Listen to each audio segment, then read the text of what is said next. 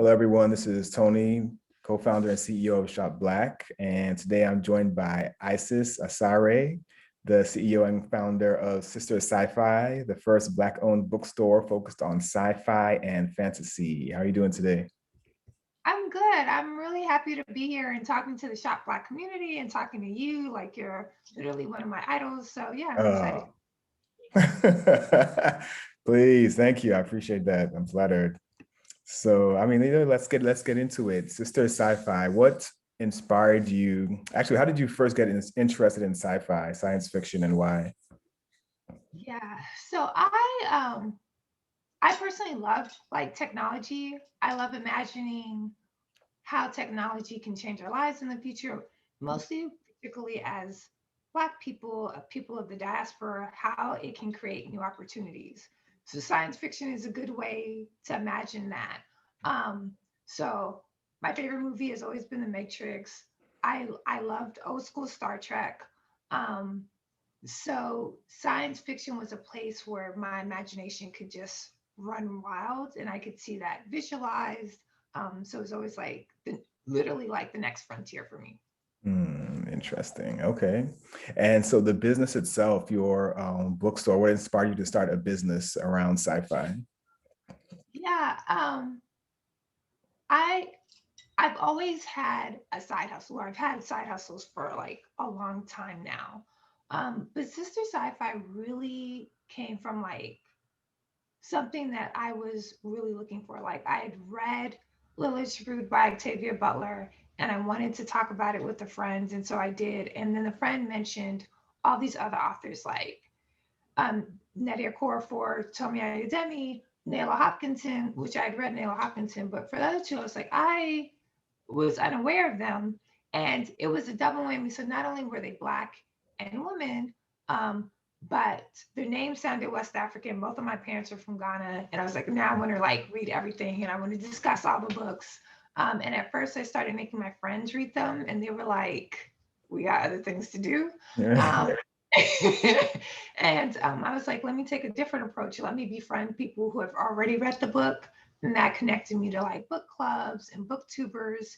And I was just like, I want to like plug in. So at first I thought Sister Sci-Fi would be like well with Black girls, but a science fiction focus. And Hmm. it just became like this online bookstore, which merged my passion for e-commerce. I worked with like a lot of retail companies, like my 9 to 5 in a large e-commerce company. So it just kind of like really came together very organically, as if the universe was speaking to me like this is what you need to do with my life. And I knew it was right when my younger sister, she's a queen of shady compliments, was like, starting Sister Sci-Fi was the most authentic thing you've ever done in your life. Wow.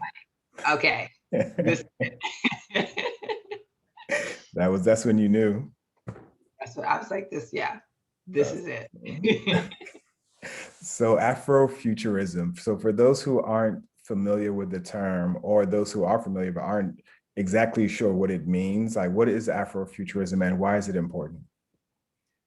So I will say what Afrofuturism means to me and why it's important to me, because definitions can be super nuanced.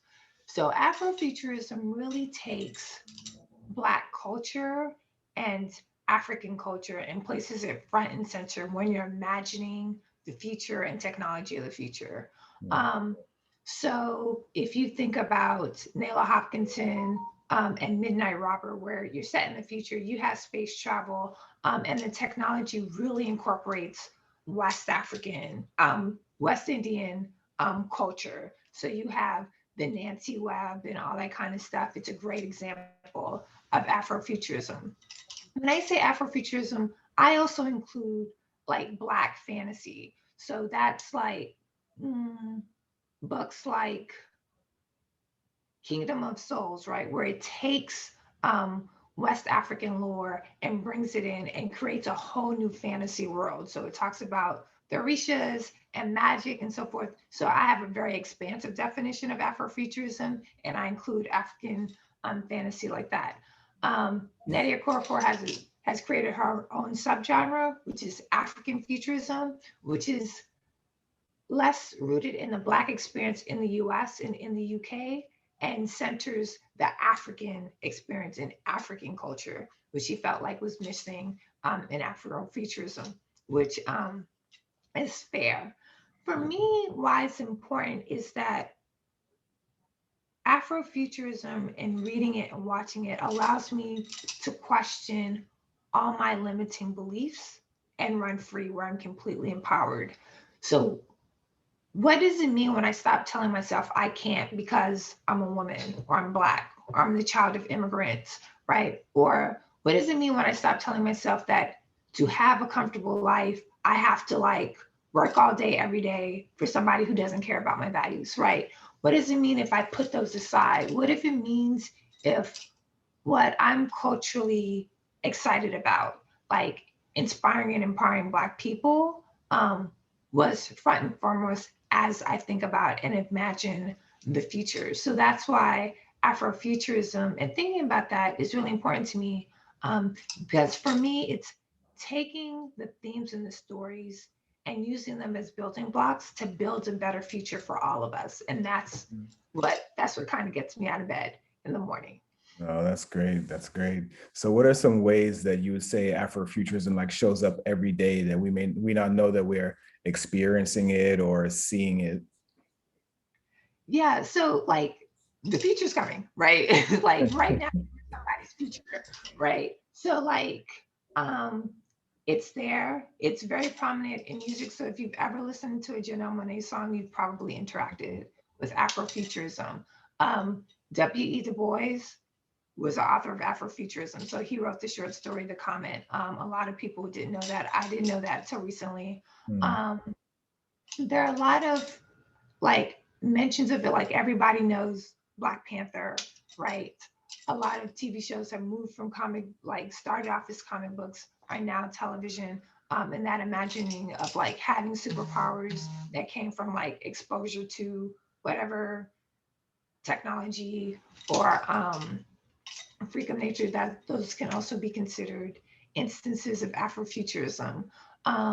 Even saying stuff like small practices like ashe at the end of the meditation, which calls in um, West African traditions and like taking something that you're meditating it on, taking it from inside of you as a wish and bringing that into the outside could be considered an occurrence of Afrofuturism. So Afrofuturism, Afrofantasy, it's all around us depending on how you want to define it, and if you want to include it. Interesting. Interesting. So would you say that the way things are going now, like a lot of technology or innovation, obviously is coming about, right? Would you say like the Black community being more involved in things like STEM and innovative, let me see, like whether it's startups or businesses, that's a form of practicing Afrofuturism or being involved in it some way as well? No, that's a great question, and I should have started there. So Black people being involved in technology and using technology to foster entrepreneurship is a great example of Afrofuturism. So if it's for Sistah Scifi, we for each of our Sistah Scifi author list shirts, we donate $5 to Black Girls Code because they are literally um, giving Black girls the power to create the future that we're so excited about. So that you're right, that's a great example of Afrofuturism, or even like seamless integration of AI. So we all use Calendarly, right? Yeah. And knowing like how Black people in our relationship to time and how like important like stuff that is like Calendarly is a great example. Or there's an app called Affordable, which allows you to buy like plane tickets on layaway, which I used recently to book my trip to Ghana. Right. Again, like a real life example of Afrofuturism. So that's a great follow up question, and I should have started. No, no. No, I kind of like, threw that out there without even, but yeah, hey, you handled it perfectly. So what are some, as a bookstore owner, as an entrepreneur, this is another one that you may not, you got this, but as a bookstore owner, as an entrepreneur in general, like what is the most challenging thing and what is the most rewarding thing about what you do? Um, wow, the most rewarding thing Honestly, it's been great to see the messages like we're just excited that you exist, Mm, right? Um, and and I don't think it's because like they're excited that like Sister Sci exists or even Sister Sci-Fi exists. Like people are just excited to see a reflection of themselves and like our brands and in the books, right? Um, for such a long time, like my interest in science fiction was very divorced from my interest in Black culture, right? There were very few instances where like you saw like Black people in the future, right?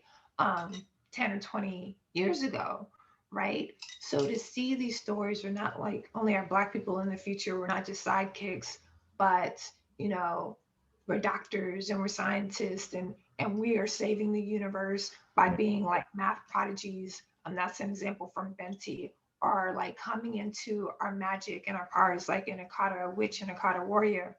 It's it's huge, right? And I think that's what people are excited about. So it's just hearing people say like, "I'm excited that you exist," because I think it gives credence to like I'm seen in the world. Yeah. So that's been the biggest delight in this whole thing. Um, the biggest challenge is, I guess, balance, and staying intentional, right? Um, Somebody says like once you create something, put it in the world, it's like you can't control how the world receives it, Mm, which is fair. But I do want to be very intentional about the fact that like Sister Sci-Fi, first and foremost, is about Black people in these stories and conversations about Blackness and Native Americans in the future, right? Um, and other readers might want to take that in other directions, but that's not the space that we're trying to create. So being very intentional and diligent about that, while also like growing a business that will have like huge impact, yeah. right? Like, yeah. So those are kind of like the benefits versus the challenges and the hurdles this far. No, that's awesome. So almost wrapping up, but what are some events and upcoming projects that you have going on that we should be aware of? So many. So I think the one that will be relevant for a long time is I work with in Jerry, Sojourner Campbell, and another YouTuber named Musical Tati. We host the Octavia E. Butler Slow Read. It's used official language. It's a luxurious slow read of all the published fiction work by Octavia E. Butler. Um, and so we started in September 2020. We'll wrap up in early 2022. We right now we're wrapping up like the second to the last book in the Patternist series, and next will be Exogenesis, also known as Lilith's Brood, which is that top one right behind me. Um, and so it's been great. It actually like goes back to like my original passion. I was like, I read Lilith's Brood and I wanted to talk about it with people. And so every time I go to this event, I was like, y'all are literally making my dreams come true. So we read Octavia Butler, we nerd out about it. And I think the most important thing is we talk about what does it mean for today. Like last meeting, we discussed Clay's arc, where it's like literally the kickoff of a global pandemic. It's Octavia first work that is set in the future and is set in 2021. And I was like, this woman was a prophet. Yeah. And she's got to tell us. And, you know, some of us are listening. There are a lot of lessons there. So that's a really cool project. Um, One thing that I keep putting into the universe, and this is more of an aspiration, is that in 2022, it would be awesome to launch automated vending kiosks in a Black owned coffee shop and have that be a stepping stone to having a whole network of automated vending kiosks that sell Afrofuturism books, potentially some Sister Sci-Fi merchandise. So if you're a Black owned coffee shop and you're like, oh my God, that sounds amazing, please reach out to me. Yeah. Yeah. Um, and yeah, so I would say those are the two big things that I'd love people to reach out for. And then we're constantly doing events. We have like 2 or 5 events a month. And the best way to keep track of that is follow us on Instagram or Facebook or Twitter, or join our email list. Awesome. Yeah, I was just about to ask, what are some ways that people can contact you as well as support you? I'm going to put that information in the description, but what's your Instagram? What's your email? How can we get a hold of you? How can we support? Yeah. So it's all sistahscifi.com. And of course, because, we're sisters, sister spelled Sistah, and sci-fi is sci-fi, SCIFI. And the website is .com, and that's like our handle on Facebook, Instagram, and Twitter. So yeah. Awesome. Awesome. Well, thank you so much, Isis, for joining. Thanks for sharing your story. Thanks for telling us more about your business. And, we look forward to hearing more from you. And, everyone go out there, support Sistah Scifi. Thank you so much. Thank you, Tony. I love Shoppe Black. Shoppe Black was like the first blog to really put me on. So this is like really full circle. No, it's our pleasure. It's our pleasure. Thanks again. And you have a great rest of the day. Thank you too. Take care.